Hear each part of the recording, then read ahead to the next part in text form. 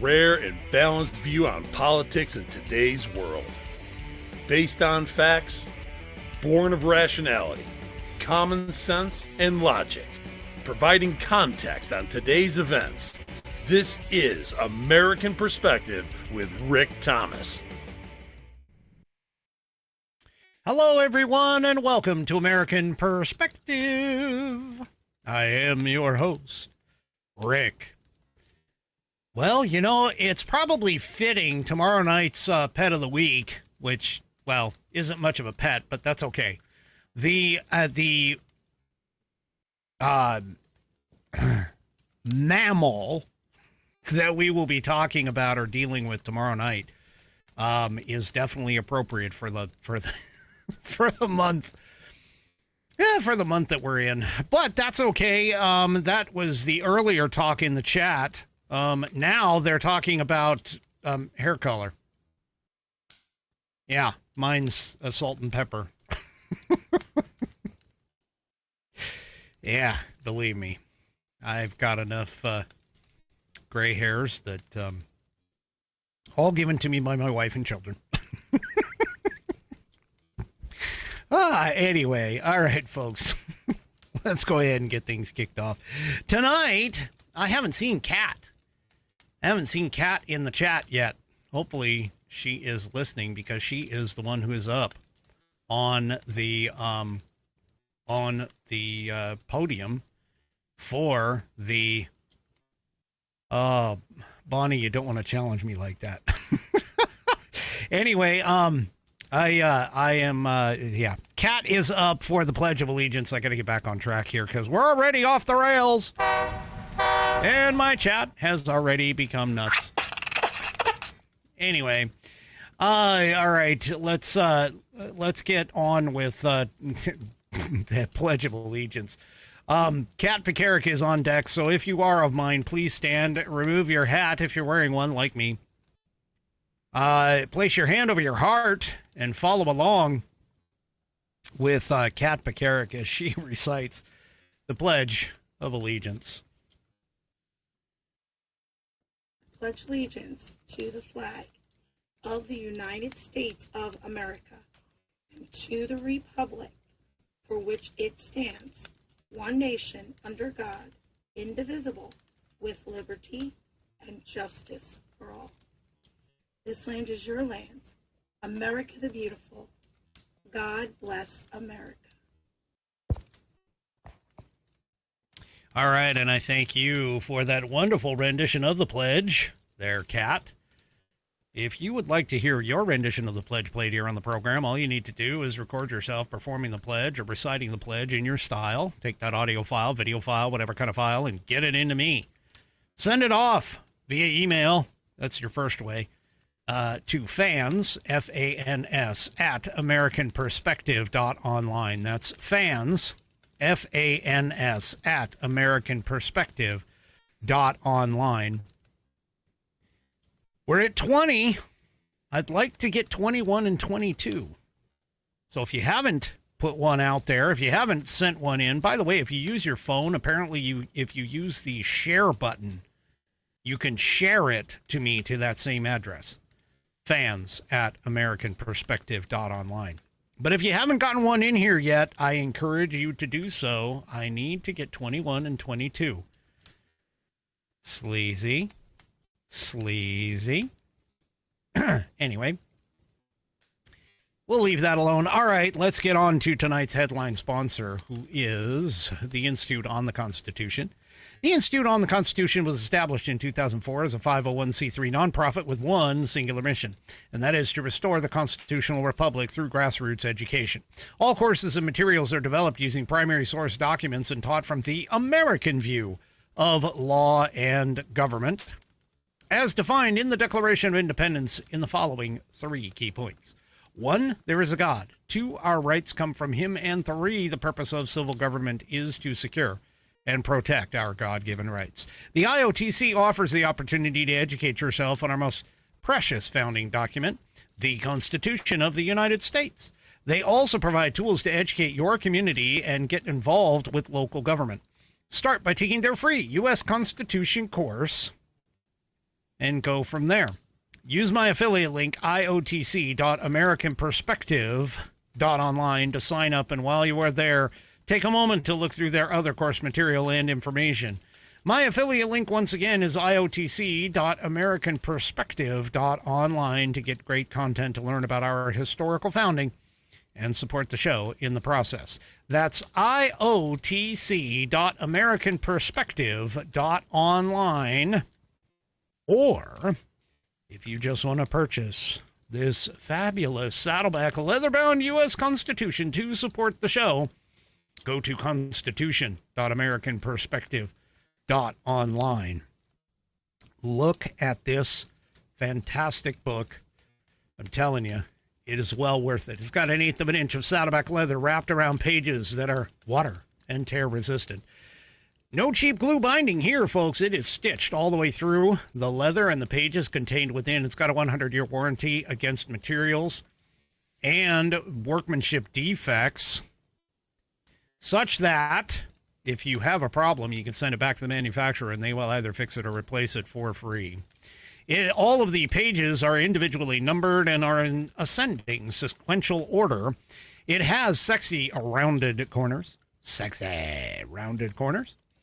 And apparently, if you hand this to a leftist, they will have explosive gastrointestinal issues. I wouldn't necessarily test that out because that would be pretty gross. But anyway, you can go and get yours by heading off to constitution.americanperspective.online. It is Buddy. Rest in peace, my friend. Tested. Buddy approved. Billy tasted, Billy approved, and my youngest whiskey warrior has confirmed that the information contained within will help you to study for your civics badge in scouting. It also could help you get your civics exam taken care of as well. Go to constitution.americanperspective.online to get yours today. And also, don't forget to check out the rest of the Institute on the Constitution's offerings, as they have a wonderful plethora of information for it. And I thank them for allowing me to be a brand affiliate. I just received a book today that I purchased, and it is extremely thick. It's on the bookshelf back behind me. But it is on the Constitution as well. And so, yeah, it's just, yeah. My wife, Mrs. Whiskey, looked at me. She goes, "When are you going to stop buying books? It's not like we have enough room or have any room for any of your books." Yeah, I've got all kinds of books. And there's a reason for it. There's a reason for them. So, yeah. Anyway. All right. I've got plenty of stuff to talk about tonight. First of all, obviously, it is the 14th of October. It would be the 32nd birthday of a fantastic, patriotic, Christian American by the name of Charlie Kirk. Now, I'm supposed to be wearing red for him. Technically, I am. I've got, my red, white, and blue hat band. All of my stuff is red, white, and blue for the most part that I wear here on the program. So technically I am in red, but yeah, this was his birthday. It was also National Charlie Kirk Remembrance Day, as passed by both houses of Congress. Not unanimously, but very, very, high percentage took care of it. And Today, Donald Trump fulfilled his promise and posthumously awarded Charlie Kirk the Presidential Medal of Freedom. Here you can see him with Charlie's widow, Erica, receiving the award.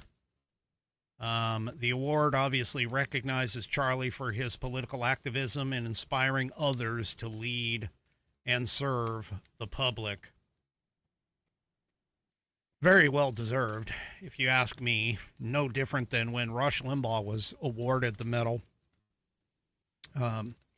He definitely was a another person that deserved the award. And so, yeah, there you go. He followed through and got it done. No big surprise, because Trump actually does do that. Trump said during the first official event in the newly redesigned Rose Garden Club, which was renovated by the president to include a large concrete patio, the Presidential Walk of Fame, gold embellishments, and other decorations, he said, quote, "Today we're here to honor and remember a fearless warrior for liberty, a beloved leader who galvanized the next generation like nobody I've ever seen before, an American patriot of the deepest conviction, the finest quality and the highest caliber, the late Charlie Kirk." Kirk's family gathered for the ceremony on what would have been his 32nd birthday, as I already mentioned. His wife, Erica Kirk, told the president, "Charlie always admired your commitment to freedom, and that's something that both of you shared, so thank you. Your support of our family and the work that Charlie devoted his life to is something that I will cherish forever." She expressed gratitude for the outpouring of support from around the world and told the chapters of Turning Point USA, the organization that was founded by her husband, that Kirk's legacy is in their hands. So, yeah. So there we go. Totally deserved for that. And just fantastic. Here they are walking. Here's Trump and Erica Kirk walking through the on the grounds. And yeah. Of course, Erica is in black because she is still in mourning over the death of her husband.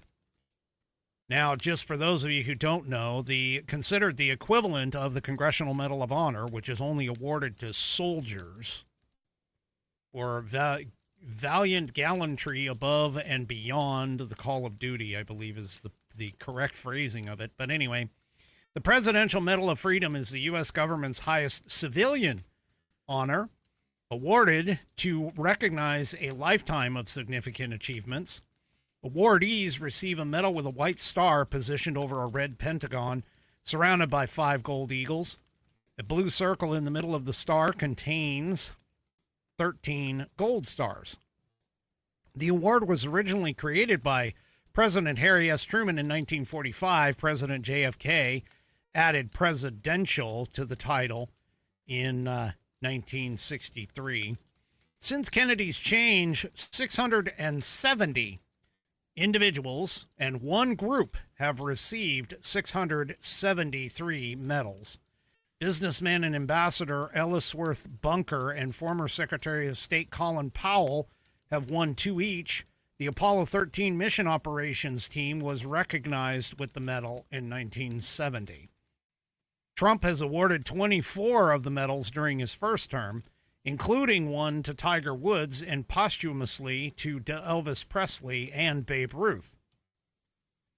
New England Patriots head coach Bill Belichick accepted and then declined Trump's offer of the award in 2021. Country music legend Dolly Parton twice refused the medal from Trump during his first term and refused a third offer from the president, Joe Biden, from former President Joe Biden, during his term in office.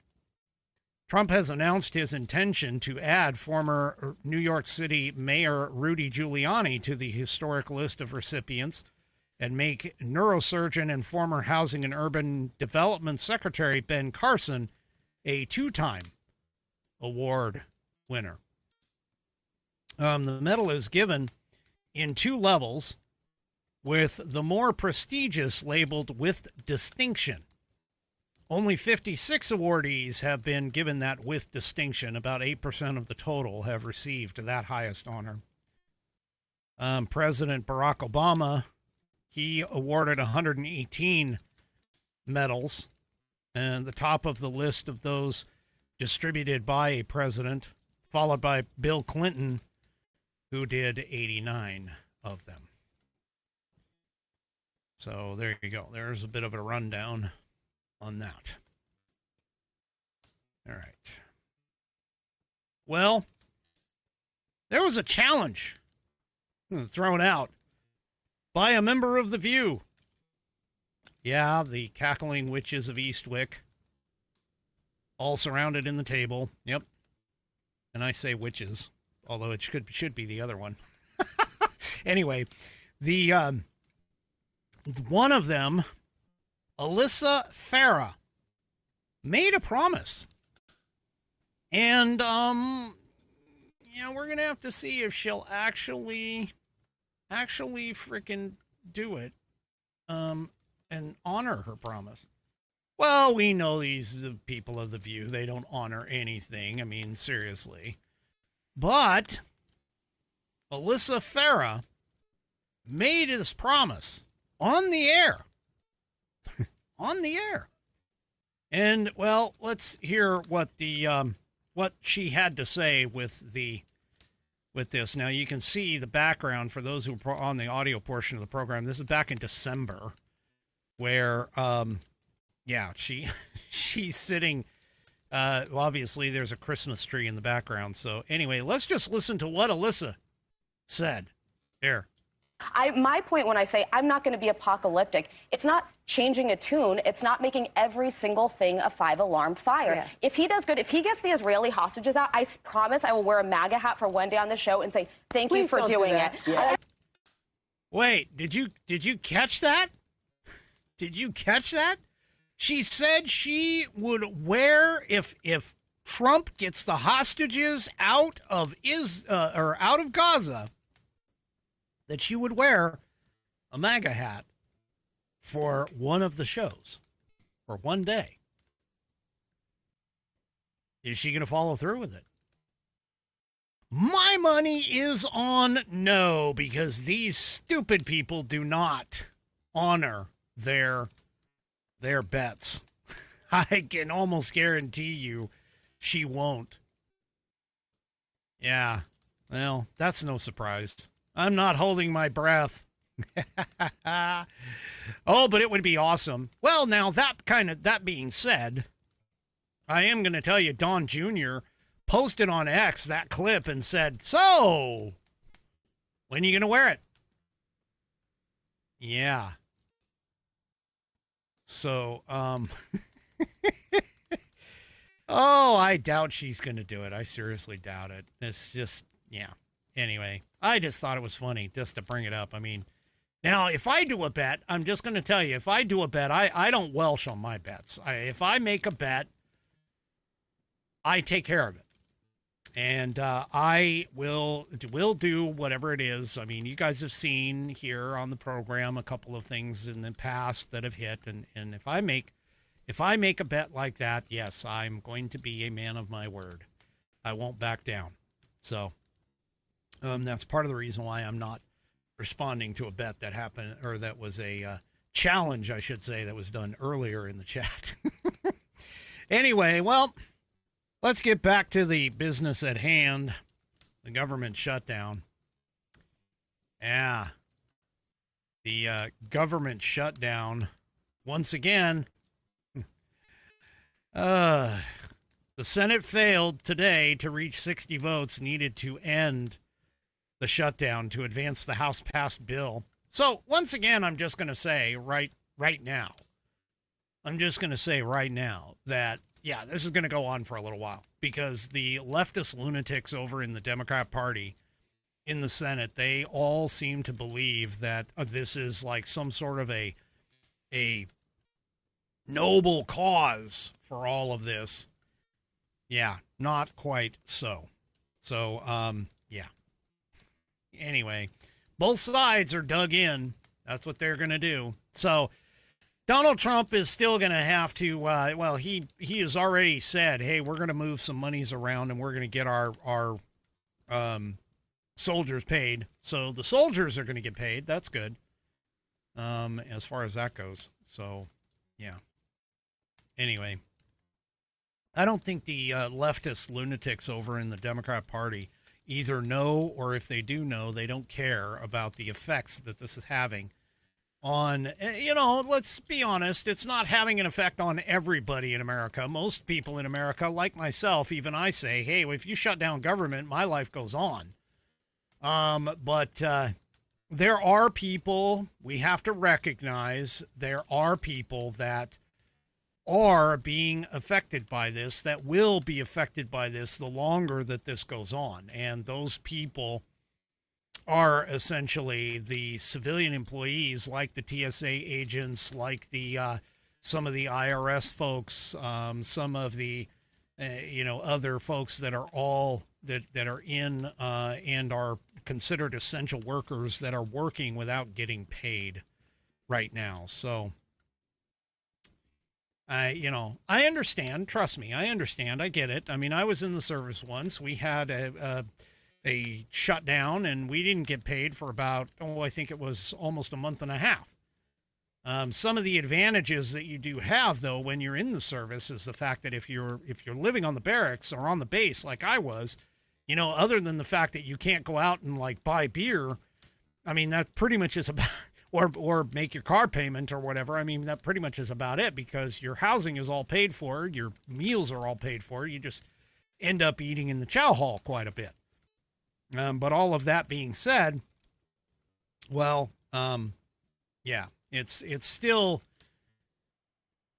going to get hit. It's still going to get hit. And there is some effects here. And this is why, honestly, I mean, this shouldn't even be a question in terms of keeping the government open, but it's what the leftists decided to do. And no, this is not a Republican shutdown. And regardless of what you leftist lunatics all talk about, this is not a Republican shutdown. It has nothing to do with the Republicans. The Republicans did their job. They passed the bill. They passed the continuing resolution without changing anything, just keeping funding and spending at the exact same levels of what they were. That's all it is. That's all it is. So there you go. But anyway, all right. Well, let's take a little bit of a shift here. But before I get into that shift, I want to tell you about Rumble Premium, provided it comes up here. There we go. Let's tell you about Rumble Premium. So you've probably noticed that Rumble is growing fast, and it's not slowing down. They're building a real alternative to big tech that puts creators first and actually protects free speech. And now you can sign up for Rumble Premium, which is an easy way to upgrade your experience. With Premium, you get ad-free viewing across the platform. No pre-rolls, no interruptions, just the content that you came to Rumble to see. Plus, Premium members unlock exclusive content like bonus videos, behind-the-scenes drops, and more from your favorite creators. Now, I haven't done any of those yet, but I'm looking to potentially do some of those in the near future. Right now, Rumble is offering $10 off an annual subscription. All you have to do is go to rumble.com/premium. Now, that / for those that don't know, is the question mark key on your keyboard. So rumble.com/premium. Use the promo code STUDIO, STUDIO, at checkout. That's rumble.com/premium. Promo code STUDIO to get that $10 off that annual subscription when you order Rumble Premium.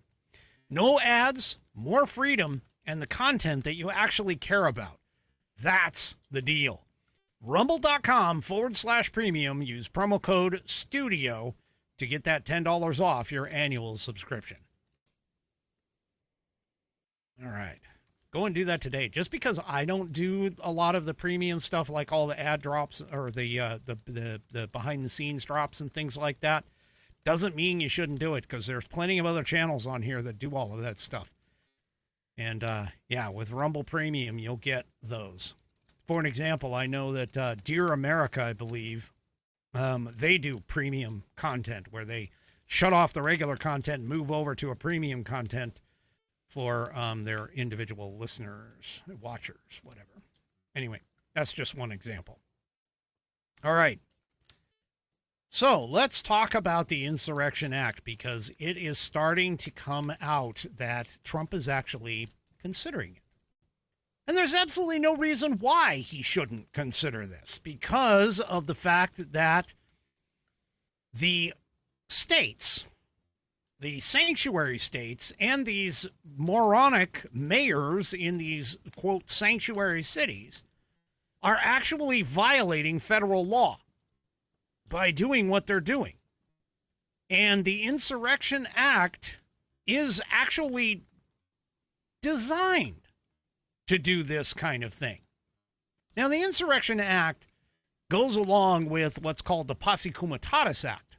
Now, the Posse Comitatus Act actually came in after the Insurrection Act, because the Insurrection Act was passed, prior to the Posse Comitatus Act. The Posse Comitatus Act was in response to the use of the United States Army after the Civil War as a police operation and peacekeeping force in a lot of towns, especially across the South.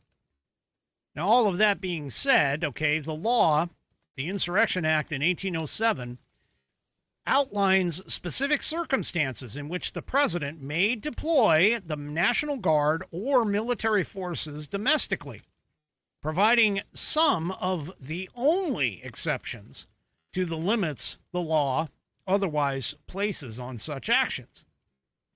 So one of the things that you have to deal with, which, by the way, the United States has long sought to limit the domestic use of military through legislation like the Posse Comitatus Act, and judges could potentially try and block the effort to invoke the law. But here's the problem, and here's the issues. Here's the things that are going on with this, is that in several major American cities, including L.A., Chicago, and elsewhere, like Portland, Oregon, immigration and customs enforcement agents have faced opposition from some locals, including some violent ones. Dallas, the ICE facility was targeted by a sniper in an attack that killed 3 detainees. Okay, so these kinds of things can start to initiate the conditions under which the Insurrection Act, which, by the way, has been used quite often in our history. This wouldn't be like the first time in history that this would ever have been used. It's been used a lot in the past. And one of the things that we need to understand is that the Insurrection Act itself allows for the federal government to call up what they call the state militias to execute the laws of the Union. That's the key. Suppress insurrections and repel invasions. But the first statement is the key, because as of right now, these sanctuary cities and these sanctuary states, they are not executing the laws of the Union, which is why the Insurrection Act has the possibility of being invoked here. Now, that came out of 1792's legislation, the original legislation. In 1807, the Insurrection Act actually expanded the original legislation, adding additional powers for the president, including the ability to deploy active duty federal troops without the request or support of state government actors under limited circumstances. Now, the Insurrection Act provides some of the only exceptions to the Posse Comitatus Act, which, again, generally forbids the use of the military against American citizens. But the exceptions that are part of it, again, are suppressing insurrections, enforcing federal authority, and protecting civil rights when the state authorities fail to act. And this is part of the reason why I'm saying it's been used in history a few times already.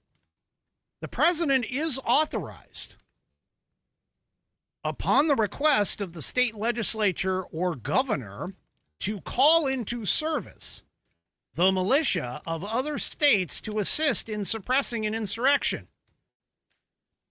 Now, that's the key as to why the National Guard could not be deployed by the president on January 6th by himself.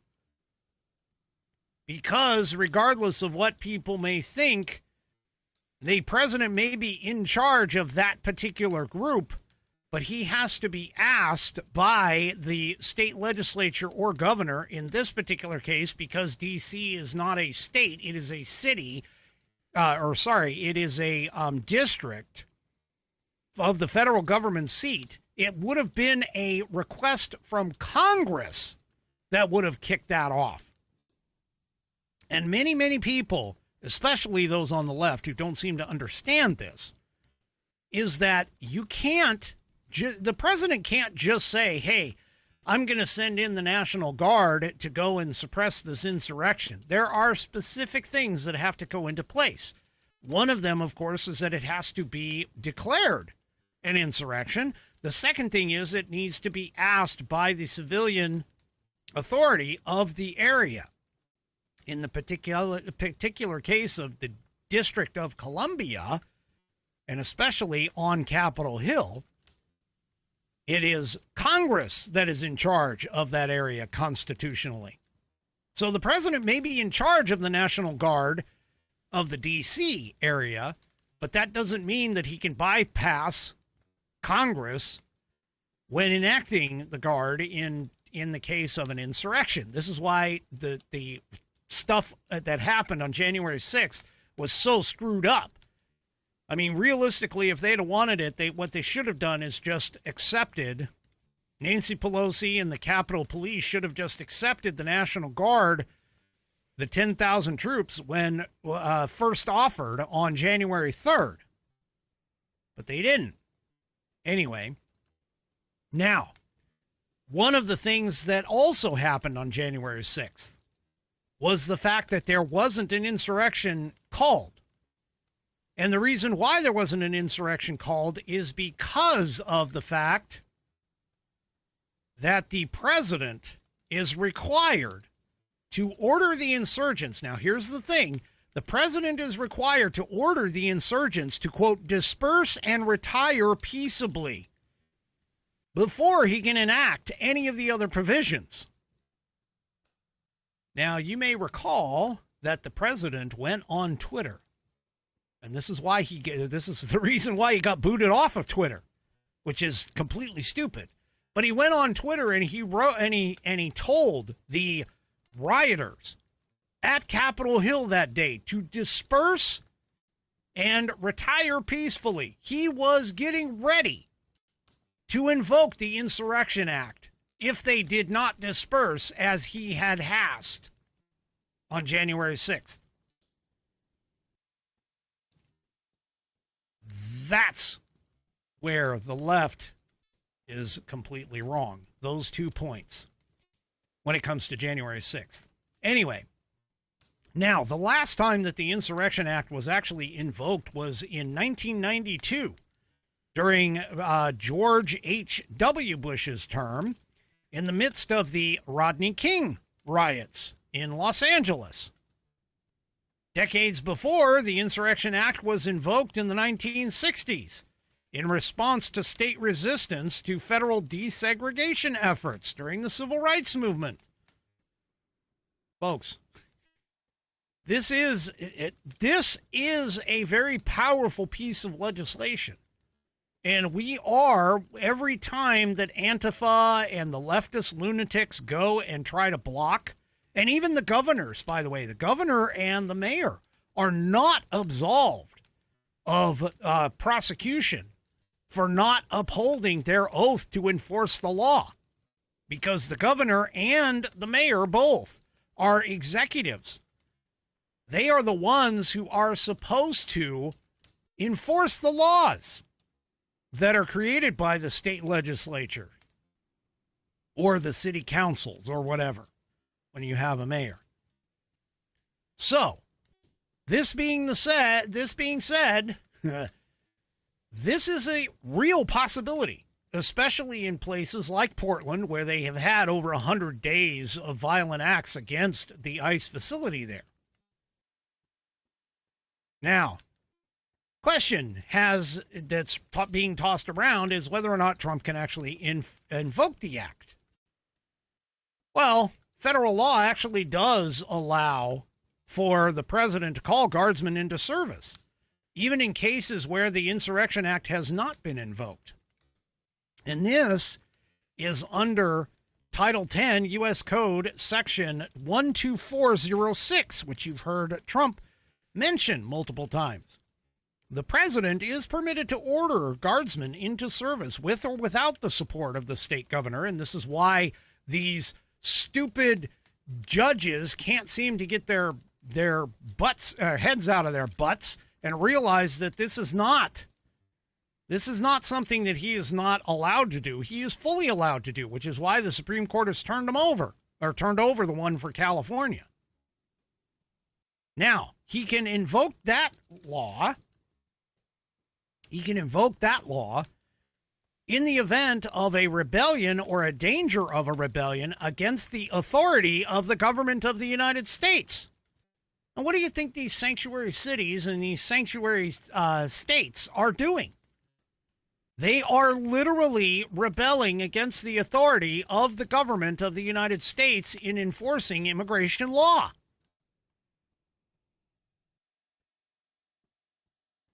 That is why Donald Trump is in the right here. He is in the constitutional right here.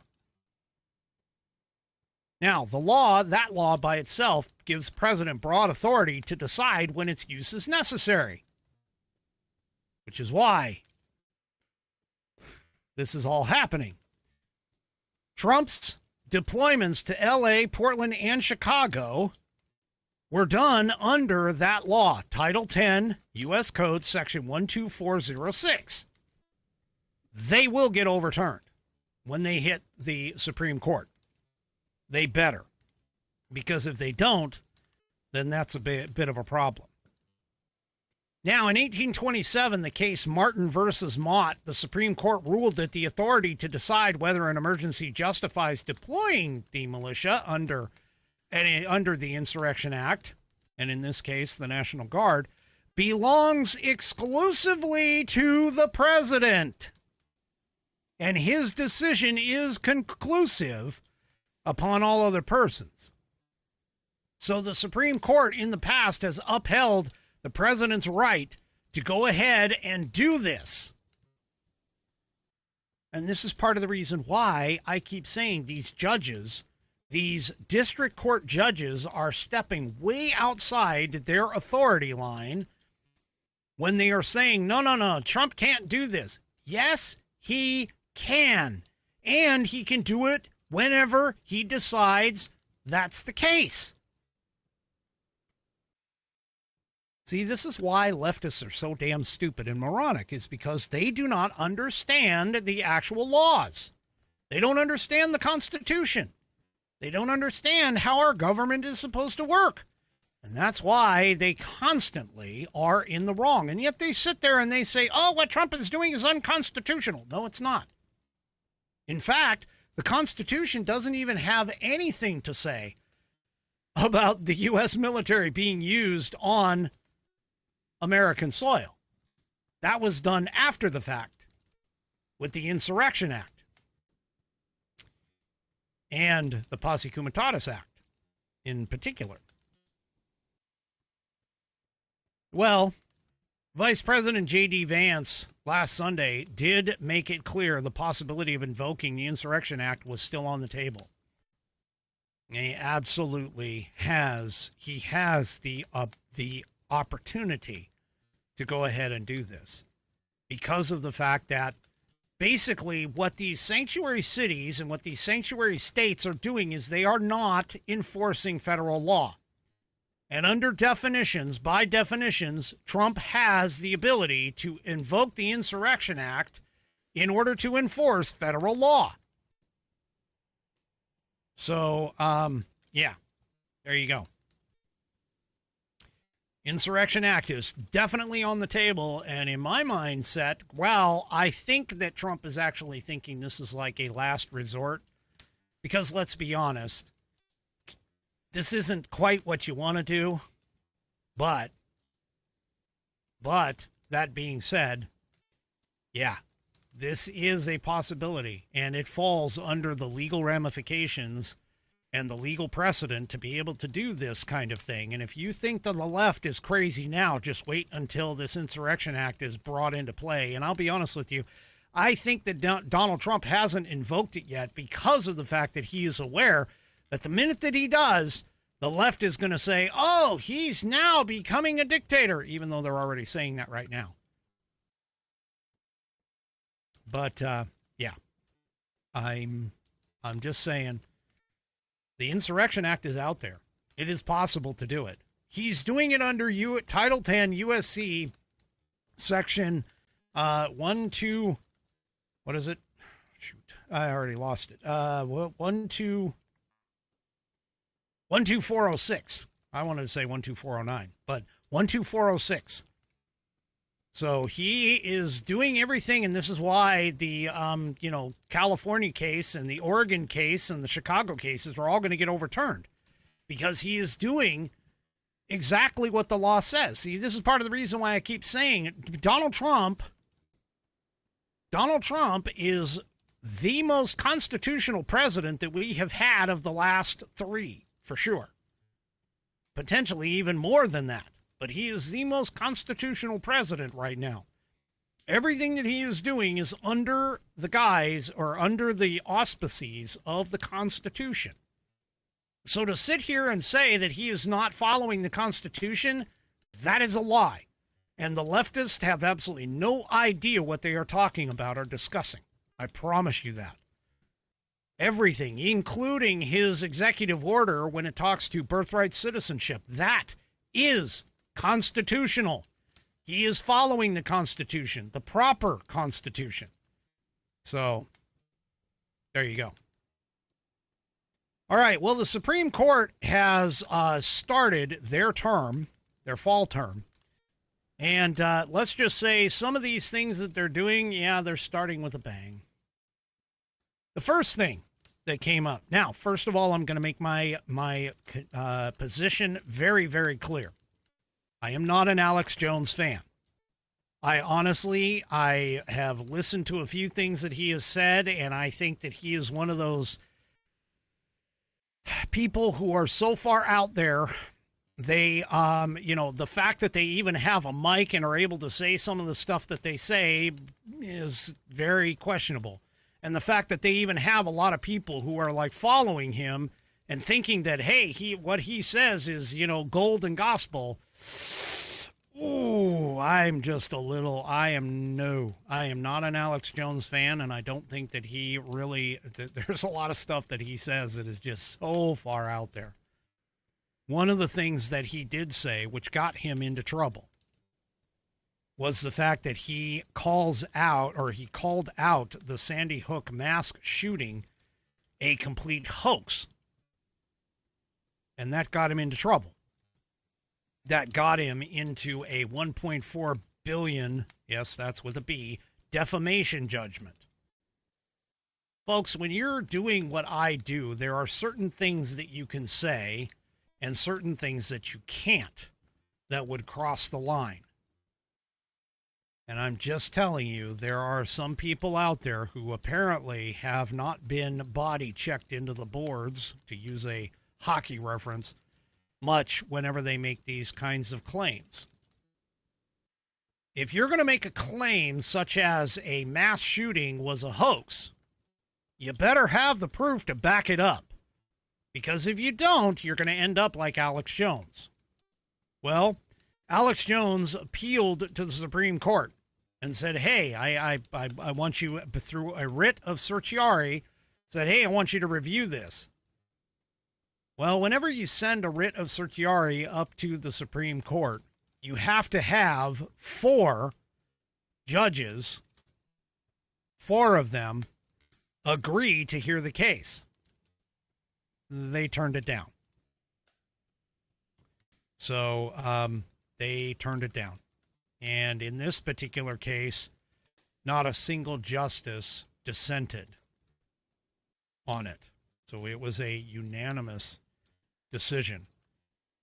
Yeah. So that's one that we're not going to hear. There's another one that we're not going to hear. The Supreme Court also rejected a gender identity and parental rights case. The justices rejected the petition to reconsider a lower court ruling in the matter. And this happened today. The justices declined to grant the writ of certiorari, petition of reconsideration filed by the parents of middle school students in Colorado.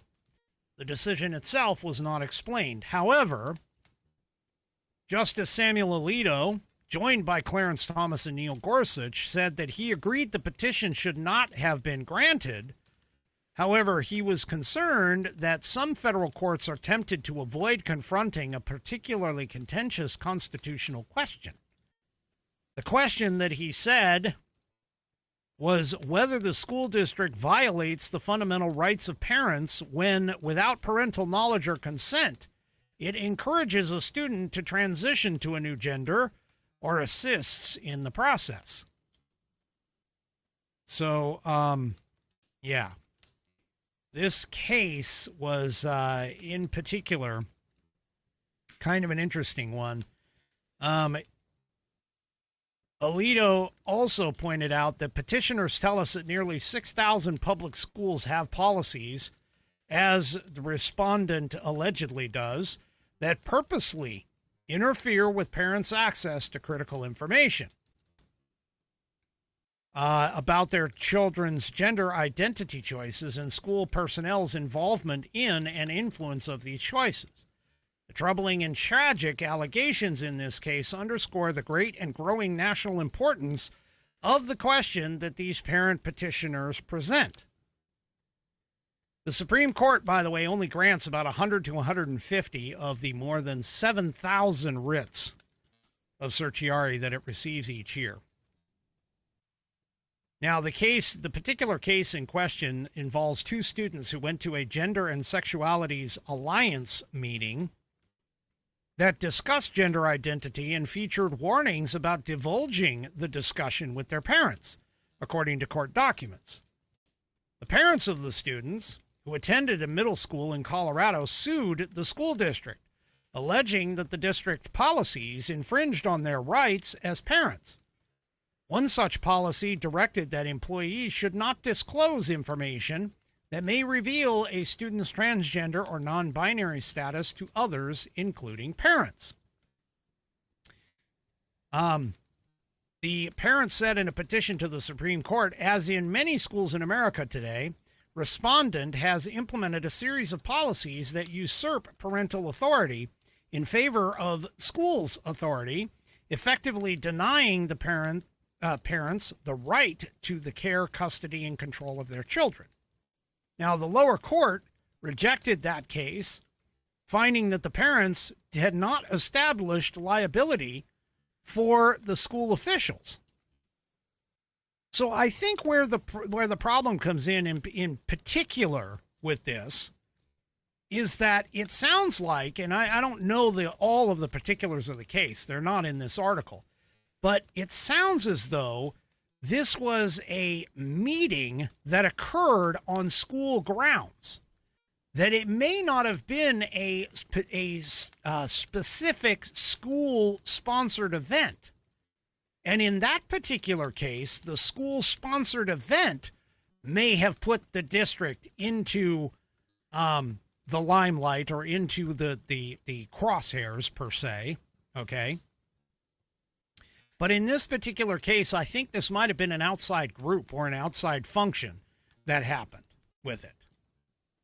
So, yeah, I'm not exactly sure. I don't necessarily 100% agree with them, but at least they're kind of pointing out that, we may have not have stepped in with this one.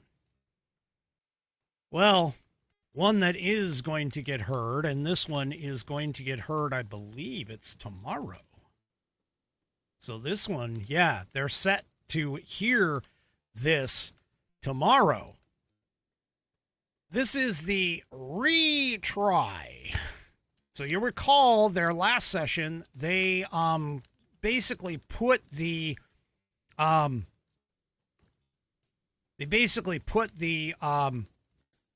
Louisiana case on hold. And so I think what this is going to be an interesting one to hear. So Louisiana, this has to deal with redistricting. And to be completely honest, in my viewpoint, redistricting should only take one thing into account. Okay? One single thing into account, and that is population. That's it. There shouldn't be any kind of other metric because districts have to be made up of people. Regardless of whether you have anything dealing with race or voting history or any of that stuff. Now, they claim in this particular case that if you redistrict, that minorities can be underrepresented in districts. And so this is why I'm saying you just do it blindly.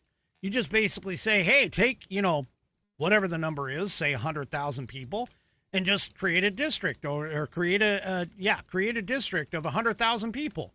You don't care who they vote for, because what's going to end up happening is that district is going to go the way of either Democrat or Republican or independent or whatever because of the way people vote. However, all of that being said, the Voting Rights Act of 1965 had required some states with a history of discrimination to seek approval from the federal government before changing their voting laws.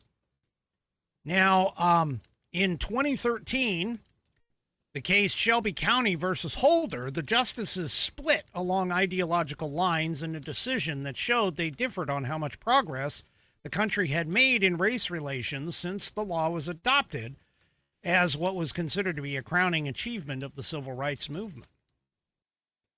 Chief Justice John Roberts wrote in the court's opinion, our country has changed, and while any racial discrimination in voting is too much, which is exactly what happens if you have a district that is predominantly Democrat, minority voters, they create, they even say it, they create, black districts and that kind of stuff, Hispanic districts, etc.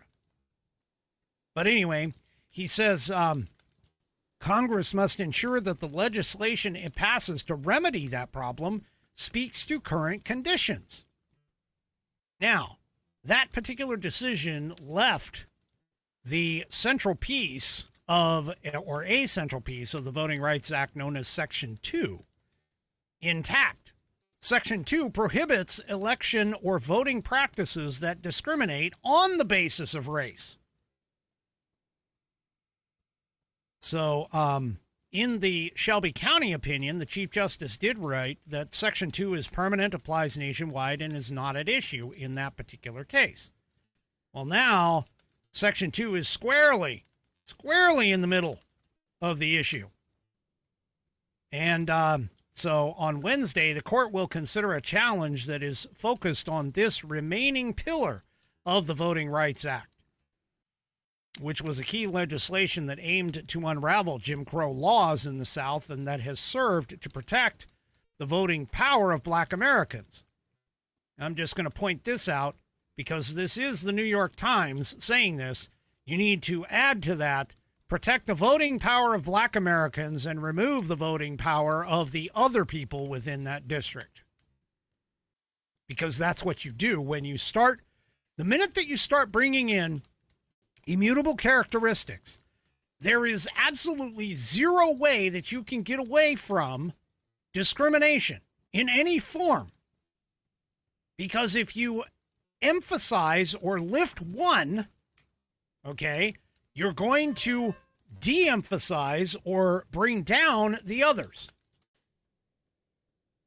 So, yeah, Now, they originally punted the Louisiana versus Calais case in June, and this is now the retry or the rehear of the case tomorrow. So we're going to have to see what happens with this. If, on the off chance that the Supreme Court does decide to gut Section 2, what this does is this could potentially open up a possibility of picking up for the representatives 19 seats. 19 seats.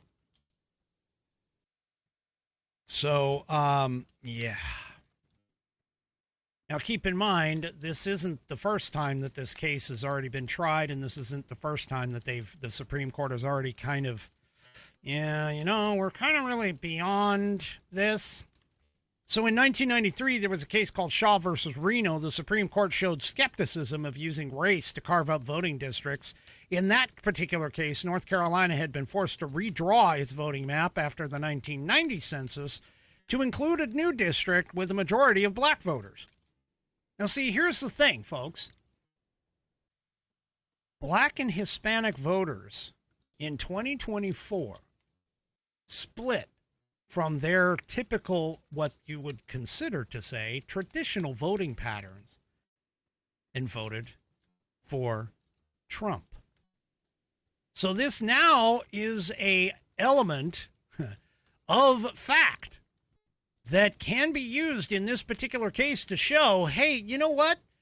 The whole idea of using race is because of the traditional black vote, the traditional Hispanic vote has all been on the Democrat side. Well, now there's no reason to say that, because you can't sit here and tell me that a black American or a Hispanic American is guaranteed to vote either Democrat or Republican. So using race as a methodology to basically say, yeah, we're going to use race to make up these districts and set up primarily black districts or primarily Hispanic districts or even primarily white districts. You're crazy. Just throw all of that out. Get rid of it. It should be just how many people are in this space. That's our limit. Boom, there's a district. And if it happens to go Democrat, great. If it happens to go Republican, great. It's going to shift back and forth. Great, too, because that's the power of the vote. So, anyway, the justices sided with Ms. Shaw in a 5-4 decision because it was, by the way, the new odd-shaped map, this is in North Carolina, wound snake-like through multiple counties. I seem to recall seeing something like that in Illinois. And a white voter, Ruth Shaw, sued, claiming it violated the 14th Amendment's Equal Protection Clause, which it did.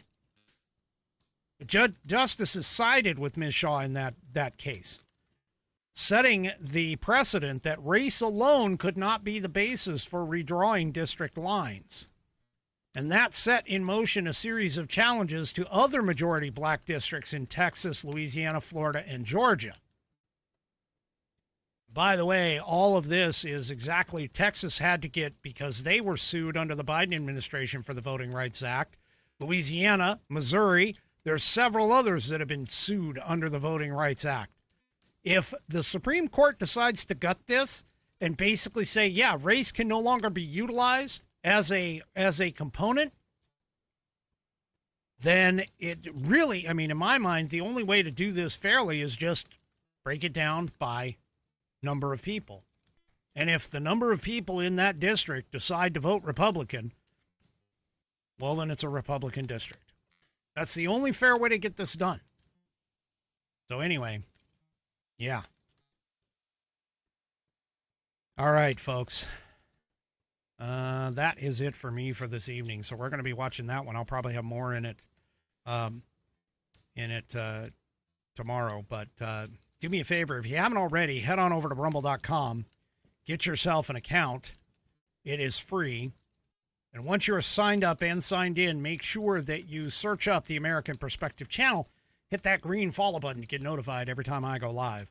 Also, too, don't forget to hit those thumbs up or thumbs down, or in the case of 3 Chevy, some thumbs sideways, across all my platforms, whether it's X, YouTube, Facebook, or, of course, the aforementioned Rumble. We will see you tomorrow night for Whiskey Wednesday and also that Pet of the Week. 5 p.m. Pacific, 8 p.m. Eastern Time, right here on American Perspective. Have a great rest of your evening, and good night, everybody.